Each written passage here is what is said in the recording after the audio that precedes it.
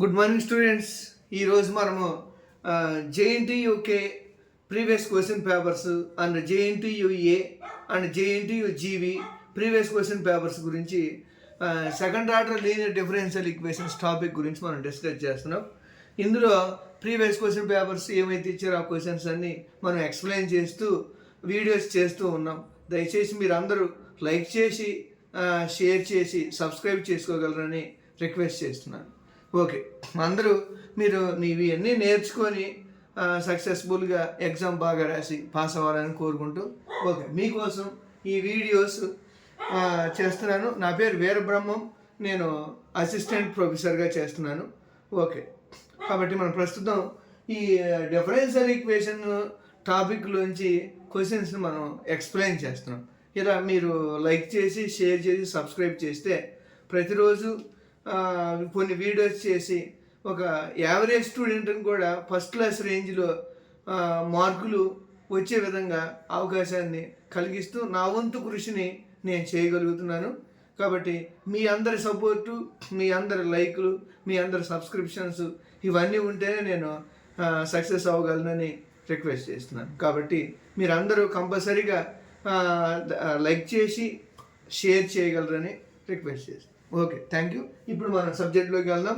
ఇందులో third order differential equations అంటారు, వీటిని డీ క్యూబ్ అంటారు. కానీ వీటి అన్నిటిని second order linear differential equations అంటారు.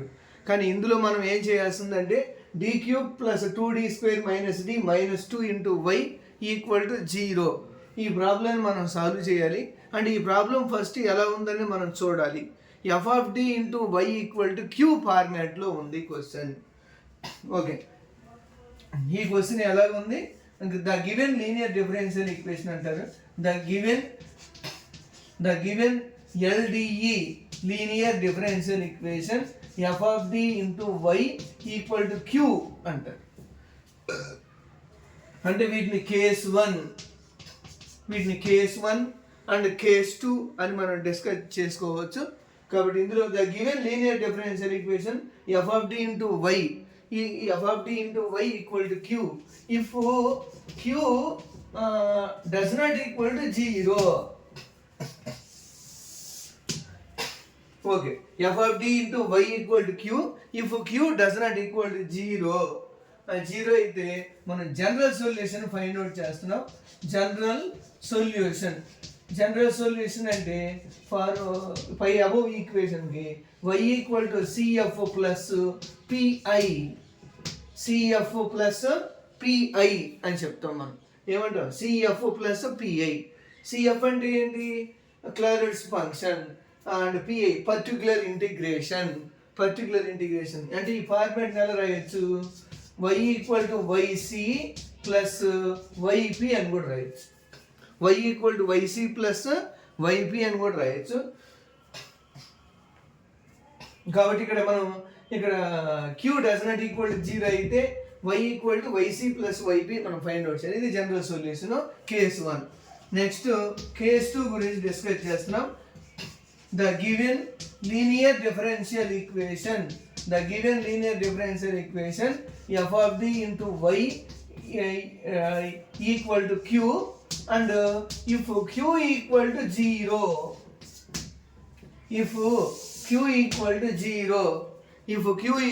0 అయినప్పుడు case 2.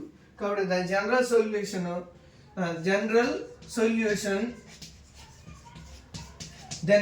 Solution y = only YC or CF.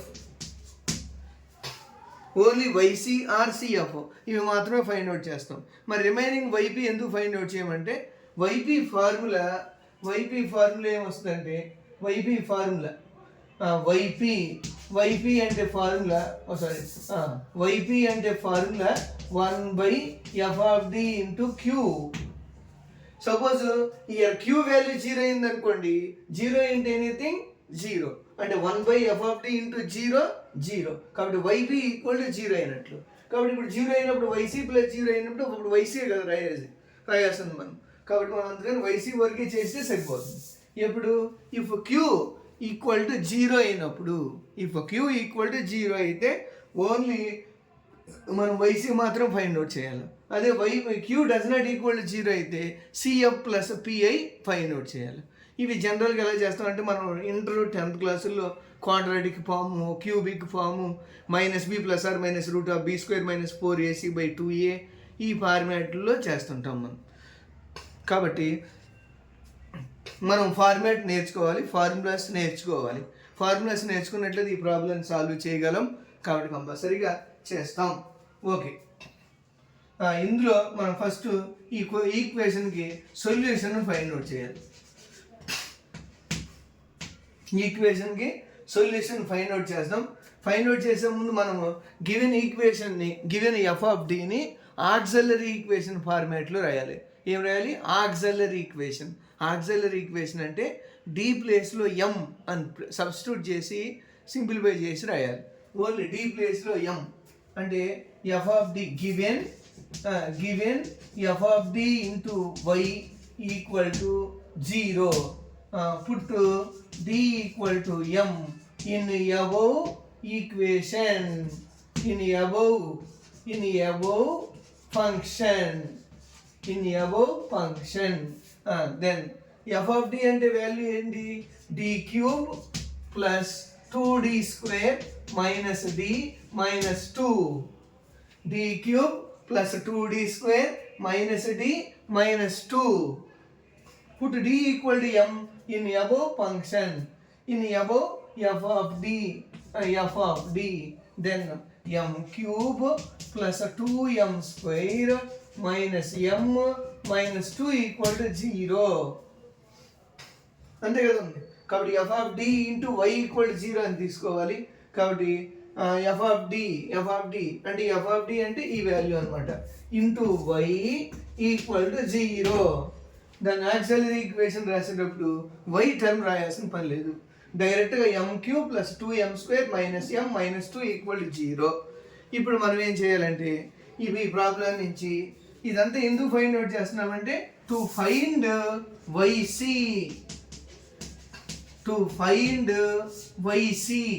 YC format మనం చేస్తున్నాం. ఇక్కడ వైసీ ఫార్మాట్ని మనం ఈ ప్రొసీజర్ చేస్తున్నాం. అంటే ఫస్ట్ పార్ట్ చేస్తున్నాం. First part only y c. ఇందులో ఏం ఫైండ్ అవుట్ చేయాలి? జనరల్గా వైపీ చేయాల్సిన అవసరం ఉందా? లేదు, వైపీ చేయాల్సిన అవసరం లేదు. ఎందుకు లేదు అంటే Y P Q value equal to 0 ఉంది కాబట్టి అందుకు వైపీ చేయాల్సిన పని లేదు. ఓన్లీ వైసీ చేస్తే మాత్రమే చాలు. కాబట్టి ఇప్పుడు m³ plus 2m² minus m minus 2 equal to 0 చేసి ఇందులో నుంచి మనం ఏం చేయాలి? రూట్స్ ఫైండ్ అవుట్ చేయాలి. రూట్స్ని బట్టి మనం వైసీ అనేది ఫార్మాట్ రాస్తాం. కాబట్టి 1 ఫస్ట్ గివెన్ ఈక్వేషన్ ఆర్డర్లో ఉందో లేదో చెక్ చేసుకోవాలి. 3, 2, 1 వాల్యూస్.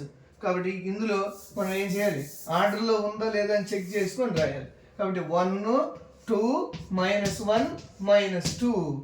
కాబట్టి m ఈక్వల్ టు 1 తీసుకుంటాం. m ఈక్వల్ టు 1 తీసుకొని ఇందులో ప్లస్ 2 రాస్తే ఇక్కడ 0 రావాలి. ఇందులో ఇక్కడ మళ్ళీ 0 రాసేసుకొని ఇప్పుడు మనం వాల్యూస్ ఈవెన్ రూట్స్ మనం 10th ఇంటర్మీడియట్లో చేసి ఉంటారు. కాబట్టి మీకు రూట్స్ అనేది ప్రాసెస్ తెలుసు కాబట్టి అలాగే చేయొచ్చు. ఓకే, కాబట్టి ఇక్కడ 1, 0 యాడ్ చేస్తే 1 × 1 1. కాబట్టి 2 + 1 3. కాబట్టి 3 ×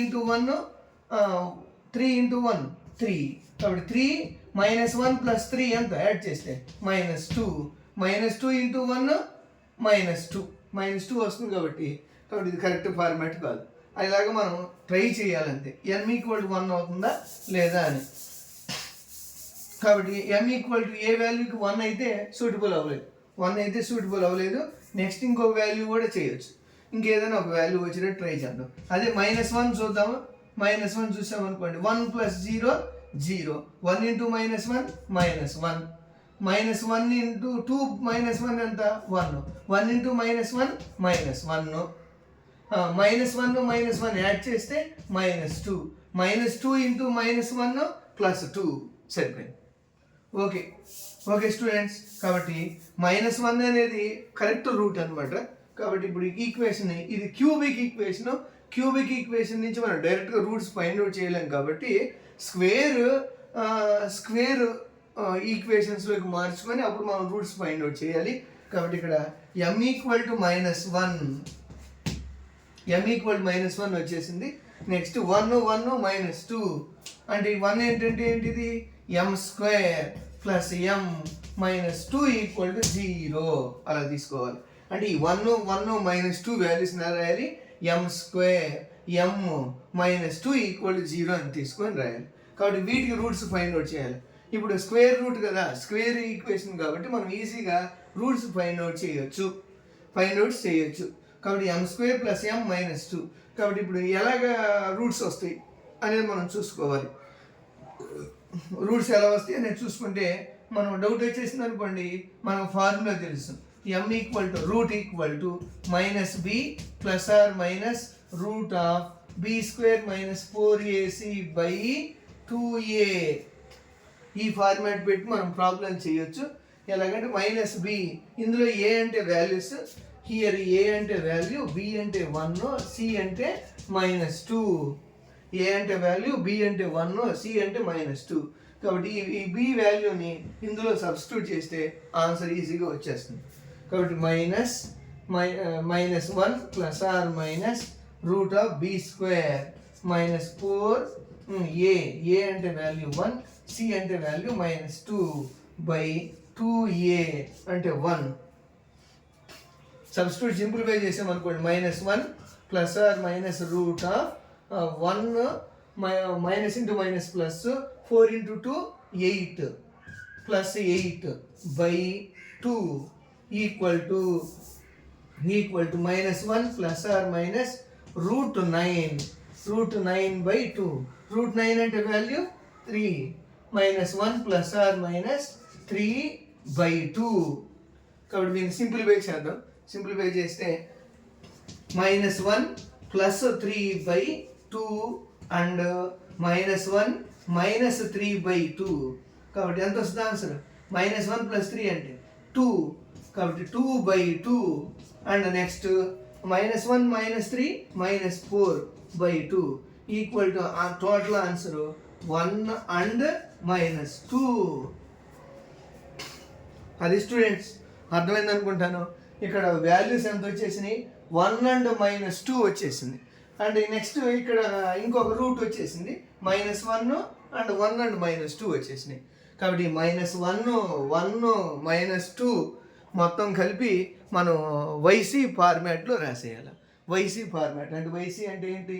ఎన్ని రూట్స్ వచ్చినాయి, ఎన్ని పాజిటివ్స్ వచ్చినాయి, ఎక్కువ పాజిటివ్స్ ఉన్నాయా, తక్కువ పాజిటివ్స్ ఉన్నాయా, లేదంటే ఎక్కువ నెగిటివ్స్ ఉన్నాయా, తక్కువ నెగిటివ్ ఉన్నాయా చూసుకొని ఆ ఫార్మాట్లో మనం రాయాలి.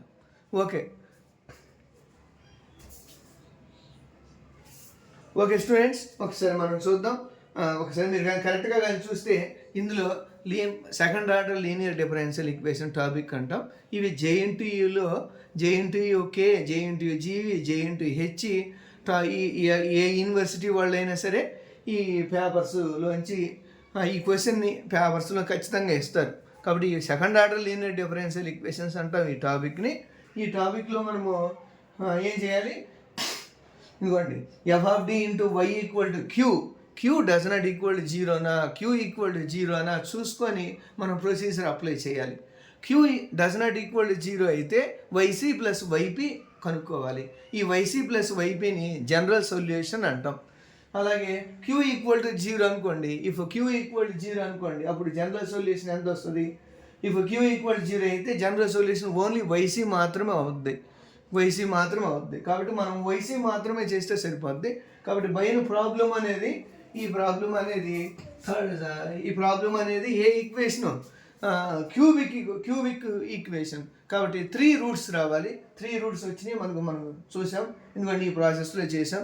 కాబట్టి m equal to -1 and 1 and -2 ఇవన్నీ సపరేట్ టర్మ్స్. సపరేట్ టర్మ్స్ కాబట్టి ఏంటి? ఇవి సపరేట్ నంబర్స్. కాబట్టి దెన్ YC ఎలా రాయొచ్చు? దెన్ YC ఈక్వల్ టు ఇవన్నీ separate terms. C1 e power -1x plus C2 e power +1x plus C3e⁻²x.